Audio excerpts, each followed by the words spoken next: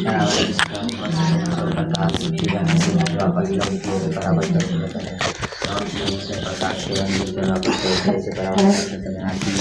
लिया क्या और देखना है तुम्हें? कहाँ तक अपवर्तन तक पहुँचा? पहुँचो अपवर्तन तक, क्वेश्चन पूछेंगे।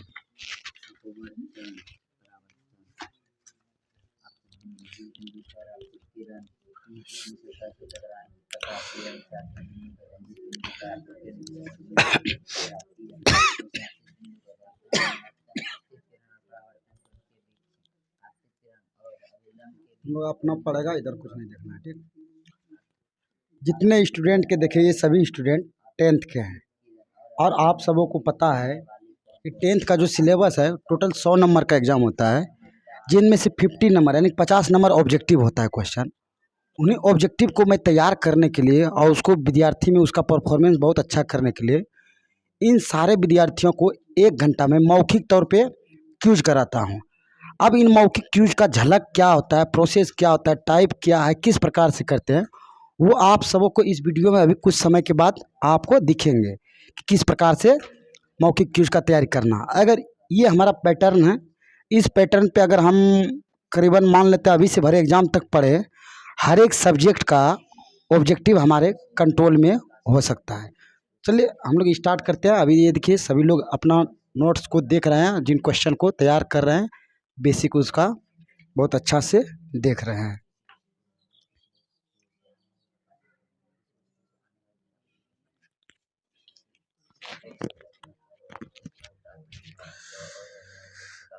हाँ तो अब चलो स्टार्ट करते हैं। देख लो पहले विक्रम तुम्ही को समझाते हैं। जो बोलेगा बड़ा शांति मन से बोलना, जो हावर हावर करी ना है, गलते सलते सोच के बोलना है, माइंड से बोलना, जिसको भी जो जवाब देना है। क्योंकि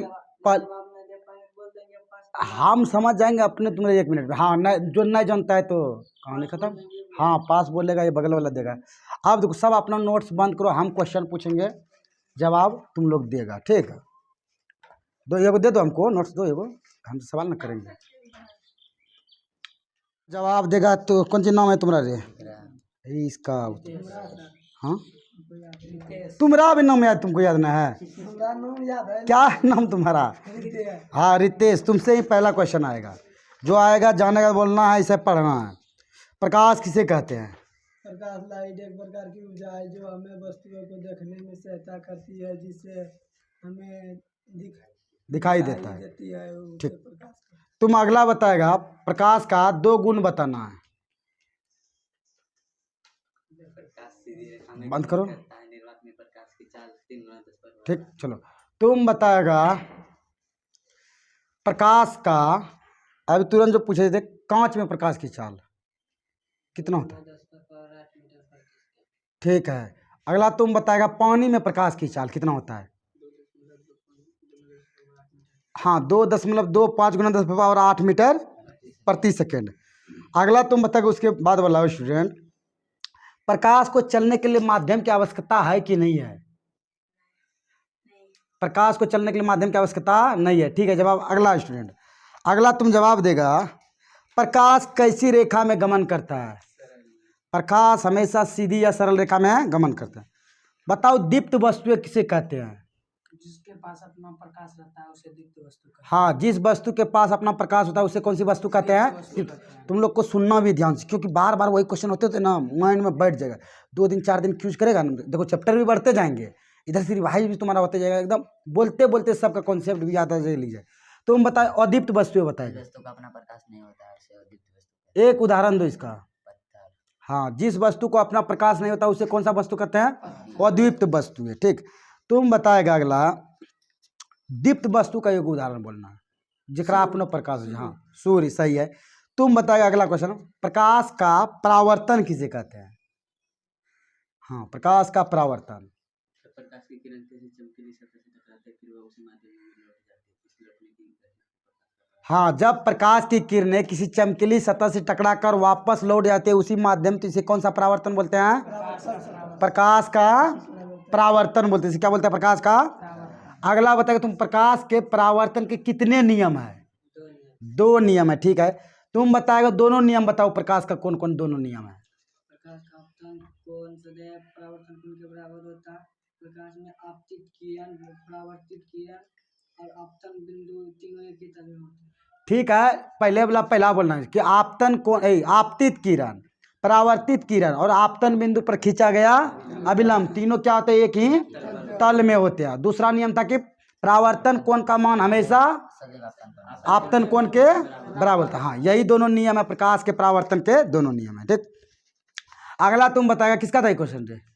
तुम बताएगा परावर्तित किरण किसे कहते हैं? परावर्तित किरण किसे कहते हैं? परावर्तित किरण हाँ, जब प्रकाश की किरण किसी दर्पण से टकराने के बाद उसी माध्यम में लौट जाती है तो उसे प्रकाश का परावर्तन।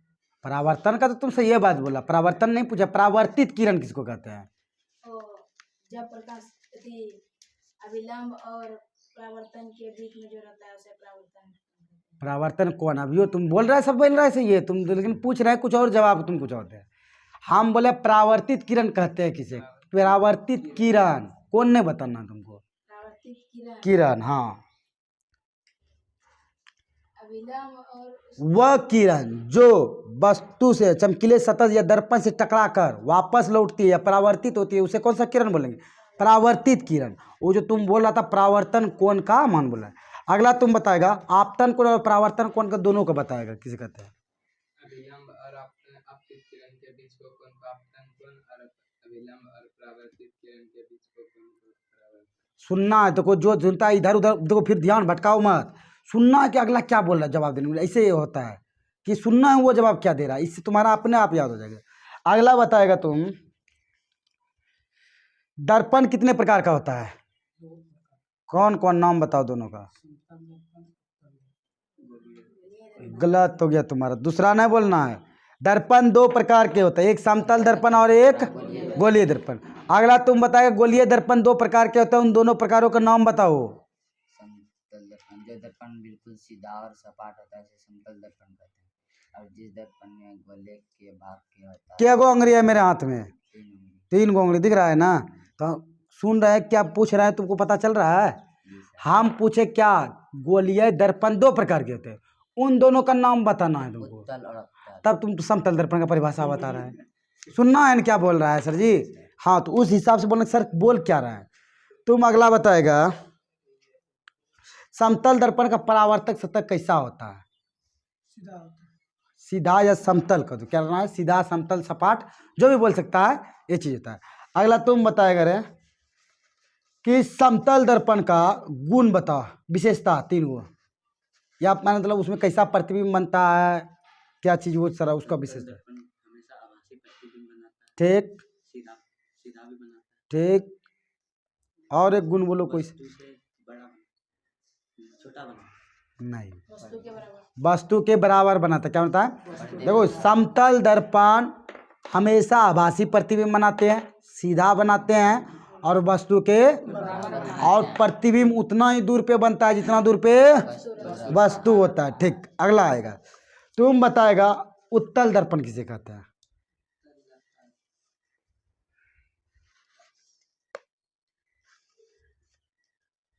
बताओ बगल वाले। उत्तल दर्पण हाँ,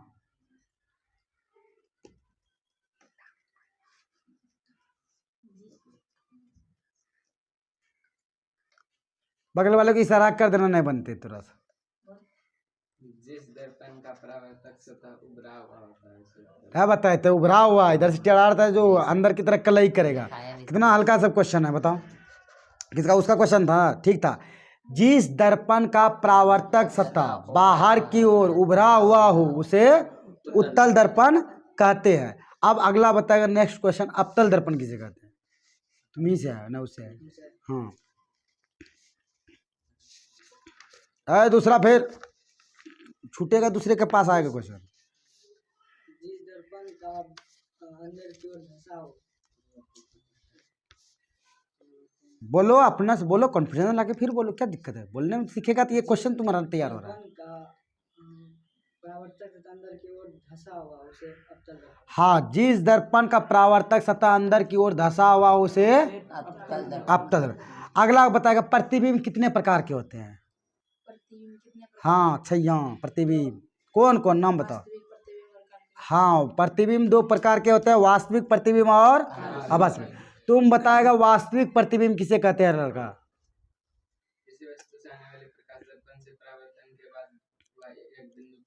वास्तव में मिलती है तो सस्ती। हाँ, वास्तविक प्रतिबिंब उसे कहते हैं जिसमें प्रकाश की किरणें दर्पण से परावर्तन के बाद वास्तव में किसी एक बिंदु पर मिलती है तो उसे क्या कहते हैं? प्रकाश का वास्तविक प्रतिबिंब। वही होता है वास्तविक प्रतिबिंब निर्माण। वास्तविक किरणें कटेगी तो वास्तविक प्रतिबिंब बनेगा और नहीं कटेगी तो आभासी प्रतिबिंब। चलो इसी आधार पे तुम बताएगा आभासी प्रतिबिंब तब किसे कहते हैं? अब देखो तुम सुना तो नहीं बताया अभी, यही चीज़ तो तुम लोग दिमाग नहीं लगाता, दिमाग लगाना है।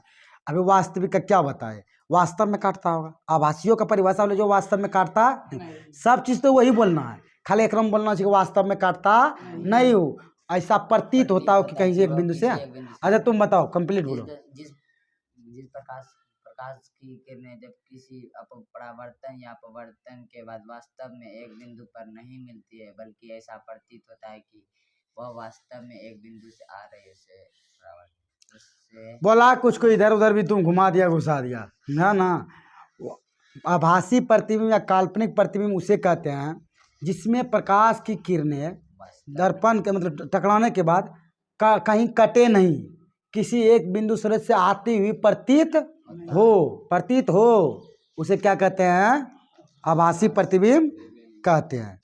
चलो अगला बताएगा क्वेश्चन। किससे क्वेश्चन दे? तुम्ही से होगा ना?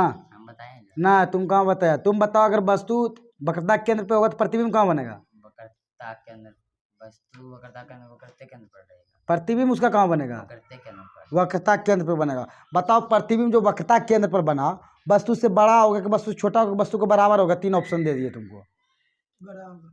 बड़ा होगा, गलत हो गया। तुम अगला बताओ। क्या?